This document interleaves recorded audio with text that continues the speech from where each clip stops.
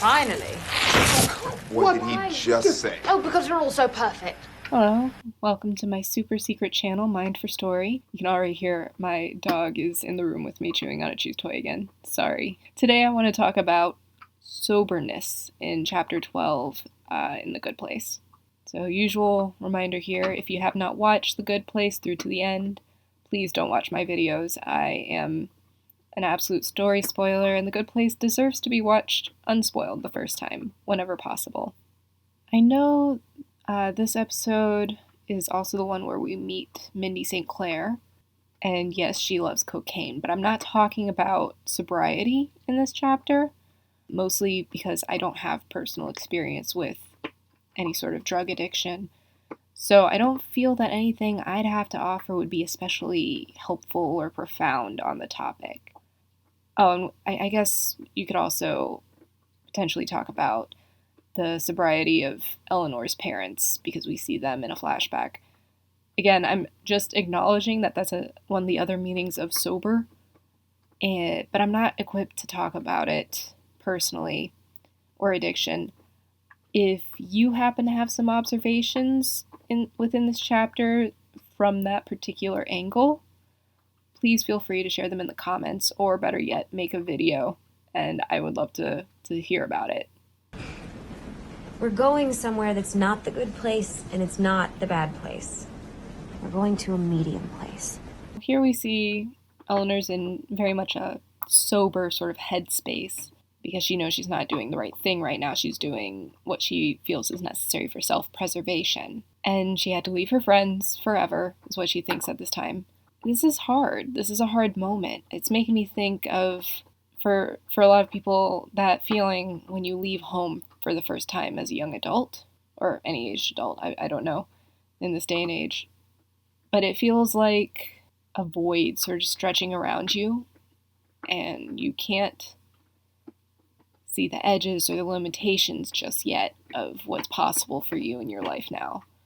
But you know you're there, and that you're going to have to be the one to find them, because now the structure isn't going to be set by somebody else. It's not going to be set by parents or other closer authority figures who are there to police you.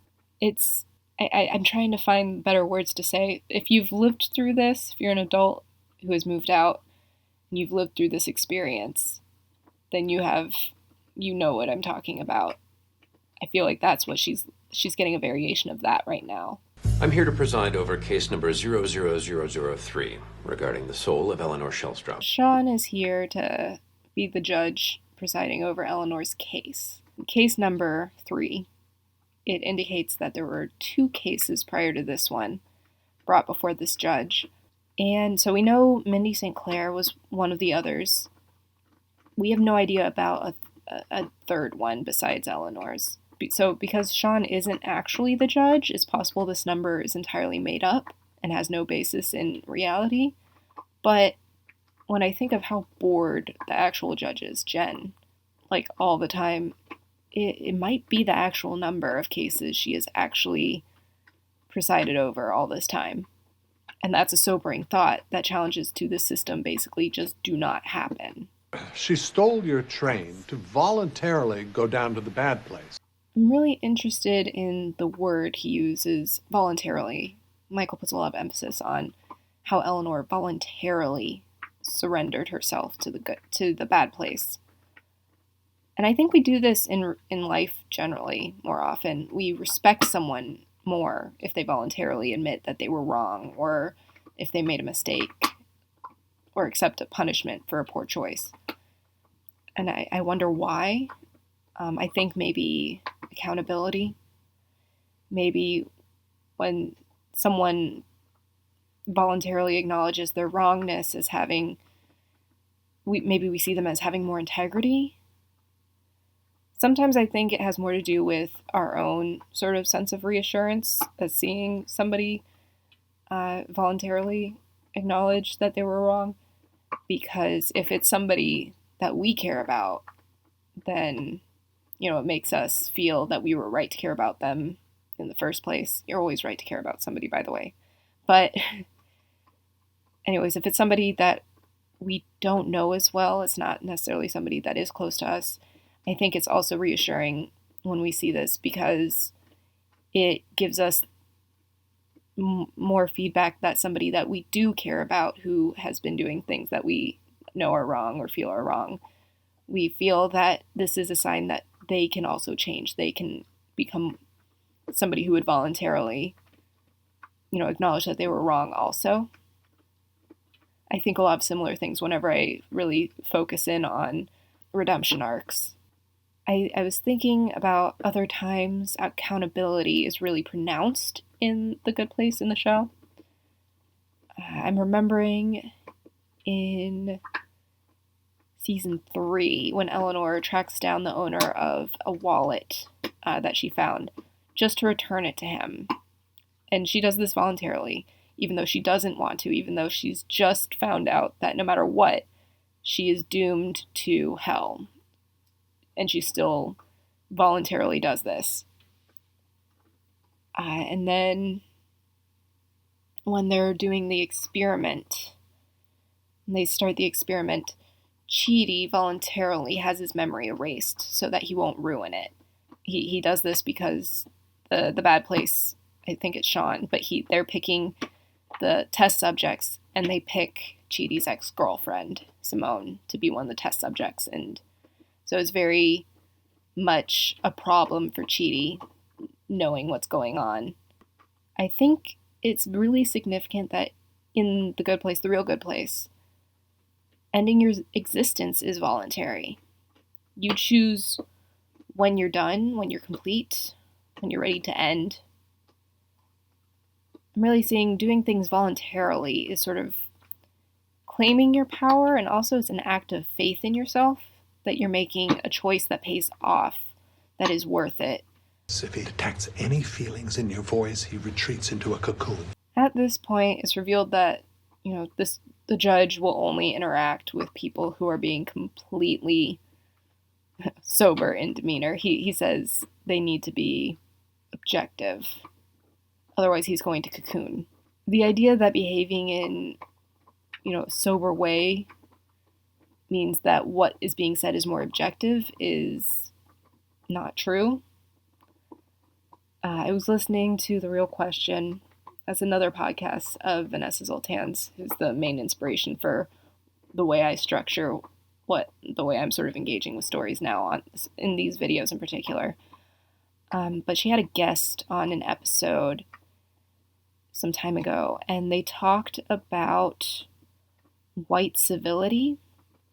And the thing that struck me as I heard this explanation of white civility is how it spills into all these different corners of the world. It's how people fool themselves into thinking something is more true or valid if it is said in an appealing way or with less emotion that might make us uncomfortable. This retreat from emotion, as done by Sean when he's being the judge, in the name of objectivity, it's something you can find all over the place if you're looking for it in the real world.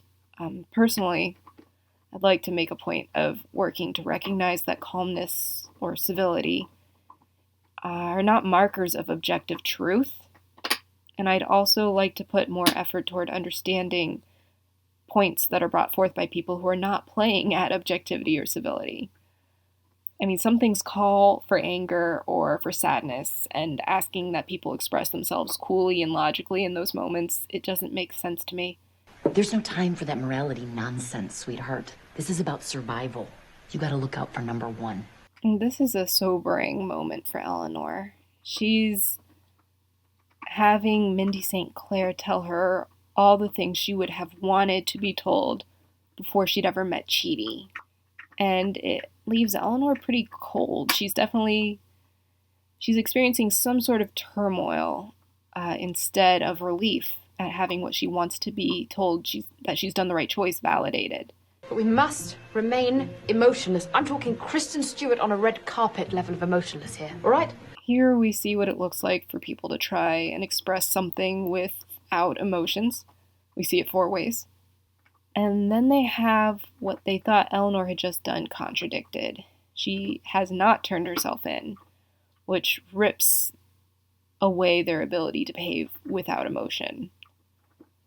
Also, to further contradict this idea that emotional arguments shouldn't be used to sway an argument, there are other factors that are never acknowledged that got a vote already. I read, determined by Robert Sapolsky, that the line "justice is what the judge ate for breakfast" that morning isn't entirely untrue. I think I got the line right, but I got it close. And how proximity to meal times could impact a judge's ruling. So if something like being hungry is permitted a vote, without being acknowledged, them keeping emotions out feels absurd to me. Where should we begin? Waiters screamed at, or cyberbullying of pregnant women from spin class? Now, this is an effort to cool the other humans' feelings toward Eleanor. They are going to do a greatest hits marathon of all of Eleanor's shittiest choices during her life. I don't know about you, but this sounds like my own personal nightmare that people that think well of me are going to sit down and one right after another see all of my worst moments. I don't like this idea at all. Look, if you want to survive, you have to forget what you left behind. What Mindy St. Clair expresses here, I think it's a common way of thinking when it comes to survival, and also maintaining a hierarchy that benefits you. And it's something that can be valid when it comes to survival, and we find problematic at the very least when it comes to holding up these hierarchies, like patriarchy or white supremacy. It's thinking about, yourself first, survival at all costs, but then you have to live that way. And if you have to live with the accumulation of what all these choices mean, who it makes you, then you have to ask to what point, to what end. On an entirely different view of this thought, another's still, I guess, sort of related to survival. I've thought about how when people have to make a choice after being told that they are terminal, if they are going to undergo treatments that will degrade their body and mind but will prolong their lifespan to some extent, or if they choose to forego treatment and try to make the most of what quality of life they have for whatever time they have left. I've never been in this position. I've only ever known one person who had to make that choice personally. Mindy St. Clair's point of view, to me, it reads as accepting the treatment. So like a full-on metaphor, clearly not at all the same. They're dead, they cannot die again. She's not dealing with a whole lot. But so I see parallels to the choice to accept the treatment because it's about prolonging survival. But that survival could be painful and lonely. And it's not going to bring you back, to a time previously where you were better, where you were in a better position, where you were healthier. And it's not wrong. It's a choice between two difficult options where no matter what you were trading something. When I think of it from that perspective, I think of why people choose treatment for the time when they can complete things, say things, experience things, be with loved ones. The problem with Mindy St. Clair's perspective then, so this is how, it's very far away from my metaphor here, and maybe I should just not even be using it. It feels very much like I'm poking wounds in people, and I apologize. But with Mindy St. Clair, she's only after the time, not for the things that the time make, not for the things that make having the time worth having. Her afterlife is a never-ending stretch of minimal feeling, no interaction generally, no anything other than existence. And there's no peaks or valleys. And it makes sense she'd want Eleanor to share this perspective. I'm sure she's been lonely this whole time. Eleanor Shellstrop is a bad person. The progress she has made does not offset her actions on Earth. She deserves to be in the bad place. Sean the Judge presents, I think, something that's a good point.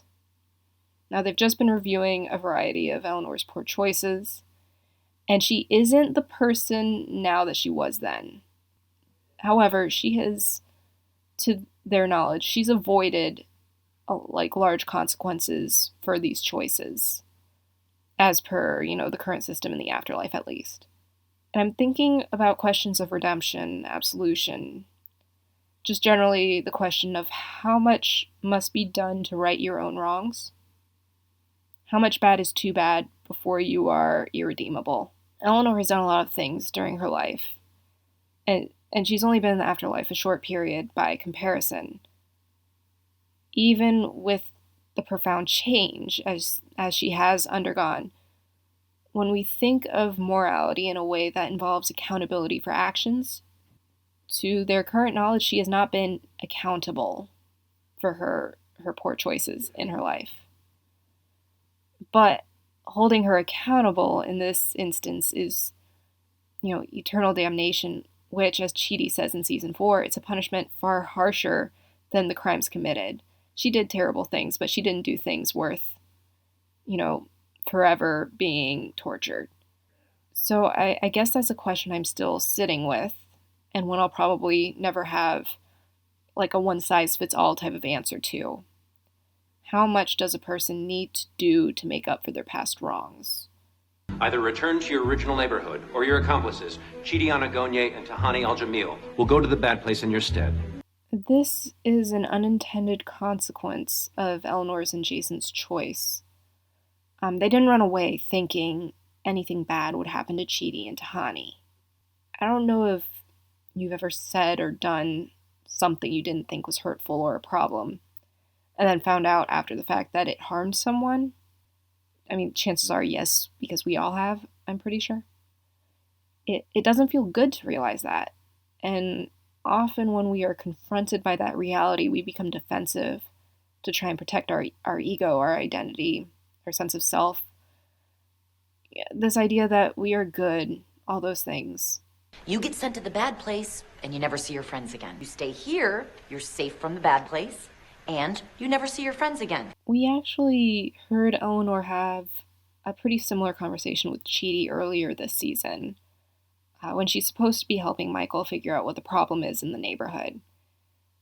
She goes on about if she helps him, she's going to be found out. If she doesn't help him, the neighborhood will, be in crisis and she'll be found out. She was very much the Mindy St. Clair of that conversation, or now, I guess Mindy is the Eleanor in their current conversation, which puts Eleanor in Chidi's position.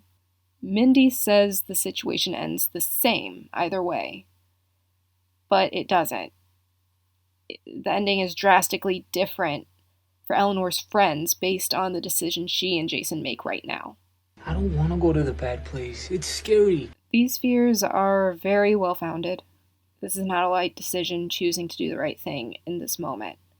But Eleanor is really living into that case I was making earlier about prolonging an existence where you've done something wrong, or shortening that easier existence for something harder, but with the satisfaction of knowing you've prevented someone else's pain.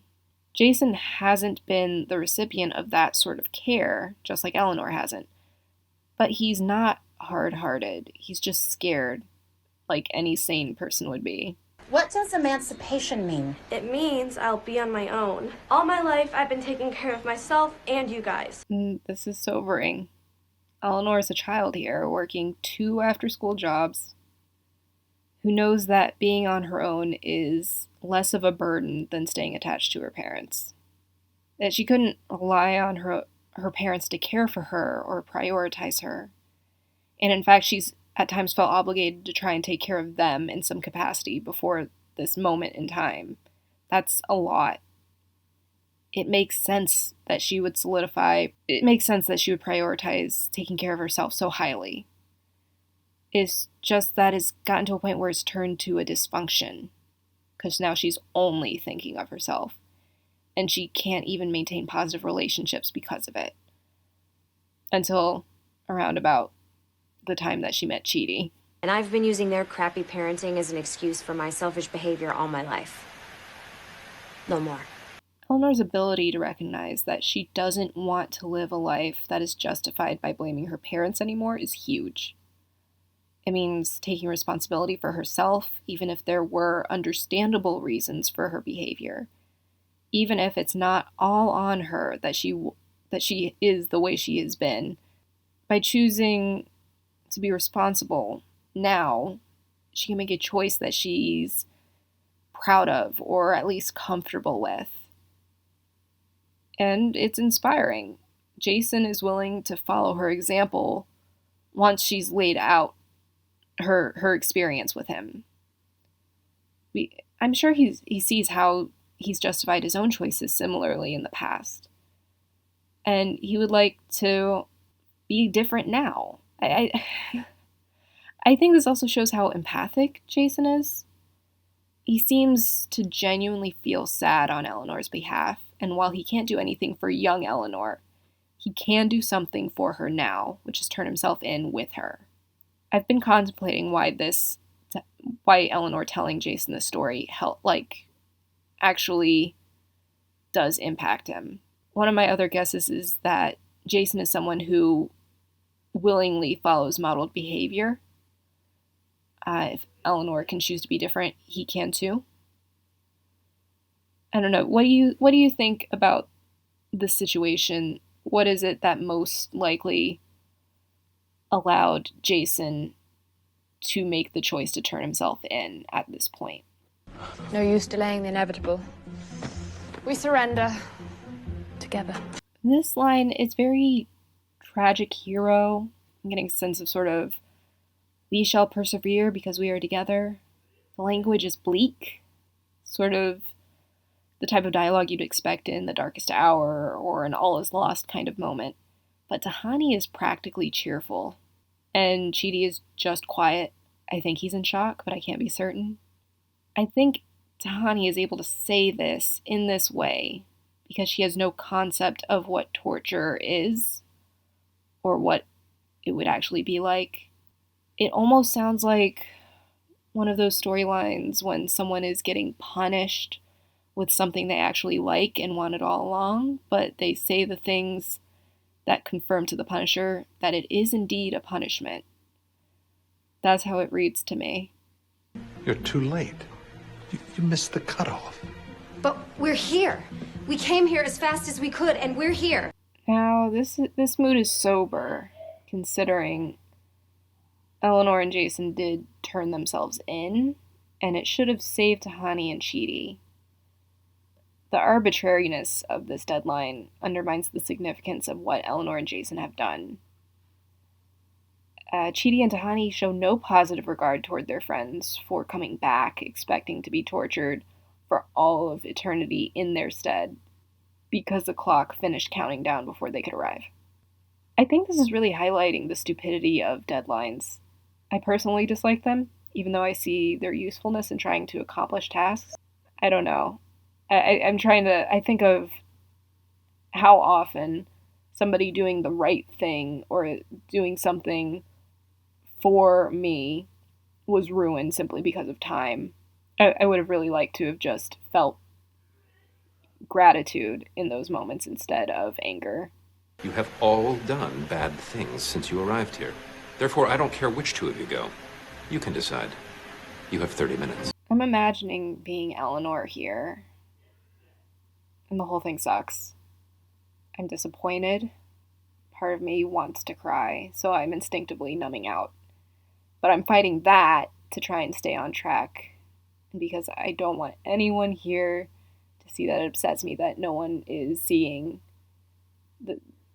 how I've, sacrificed myself here. No one is interested in seeing the good in me at this time, which I just put on full display for everyone. I know it's still going to be me and Jason who go, but now I have to sit and listen to my friends, who I just sacrificed myself for, tell me to my face that I deserve to be tortured for all of eternity. I hate that. And saying saying that they're bad for helping me and Jason, like our badness rubbed off on them or something.